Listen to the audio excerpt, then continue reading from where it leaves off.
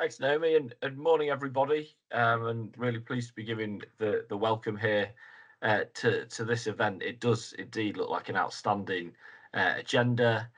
We've got obviously the best world class in academia from all around the world, which is always really great and exciting. And these digital tools help us do that. But crucially, we're going to hear with people with lived experience and family experience to bring that into the room. I'm going to very briefly just start off by perhaps giving a little bit of the political and public policy context, but also to start by saying why I'm here particularly today. And I've known Naomi for a very long time now. We both work and try to improve the community in our bit of Nottingham, which is one of the more challenged parts of the country. And I've seen the work that Naomi's done firsthand, and I've seen her change lives. And I'm really excited to see what she's doing now, which is, she does this. She takes the same view as I, that helping one person is the most precious thing you can do. But when you've done that, you want to help everybody in that situation. And I'm so glad she's doing that. And I then look around. I was just having a great scroll through the chat to see where people have come from. And I think of our collective kind of power and our collective influence and agency, what a difference we can make if we can settle around the right things that do make an impact. So there's a lot at stake in that regard. But I wanted to say two things about where we are in a kind of in a political and public policy space, not a political speech you'll be delighted to hear.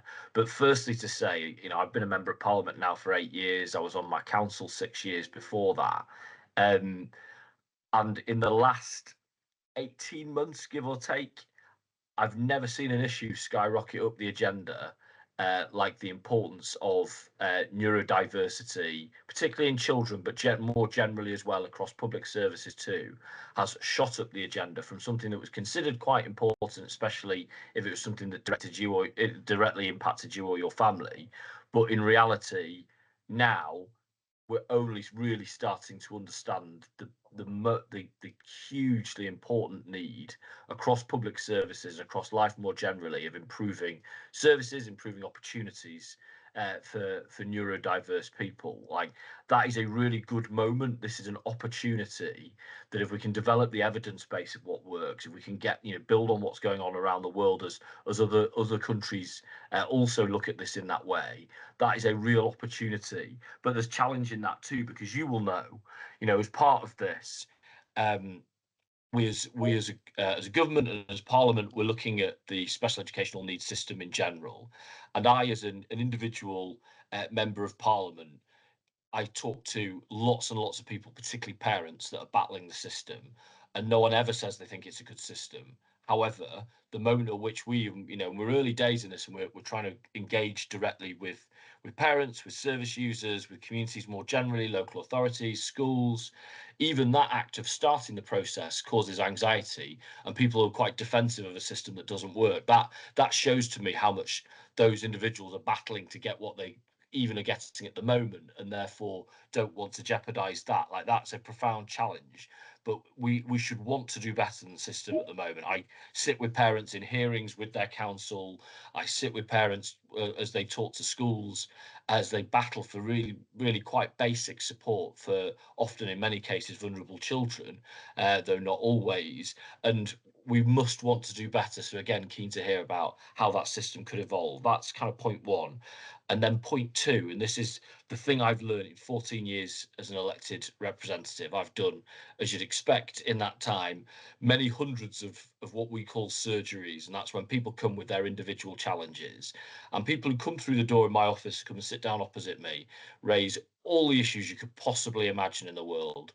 The most global, whether it's climate change, whether it's conflict, down to the most local, a pothole, a particular spot for dog mess, a particular spot for fly tipping, and everything in between. But of the cases where so often, particularly when people are having problems battling what I'd call the system, so whether that's the NHS, whether that's the local authority, whether that's local police, again, it can take every possible form you could imagine. A problem with your neighbour, it could be a problem with your probation officer, it could be you're not getting the services from the council that you're supposed to be getting. Almost all those cases start with, here's what's going on, and this is my problem with my neighbour. And so very quickly get to a case of something that's happened in someone's childhood.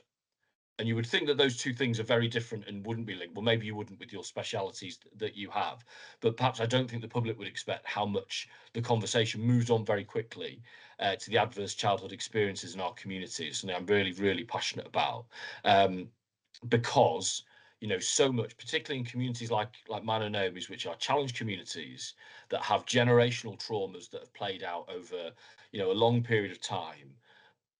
We aren't getting to those early stages with giving our young people the best possible starts, breaking some of those cycles for them. And so much of that links to, either challenges they're living with socially, or challenges that they're living with biologically, as it were. And we've got to want to do much better. And for me, that journey starts with really understanding the evidence, really understanding your expertise, and really getting into what works. So that's why I think today is really important. We're going to hear from lots of very interesting speakers. That's my start for Temp Naomi, but as possibly the least qualified individual in the room, I should probably not take up any more of the agenda. So thank you very much.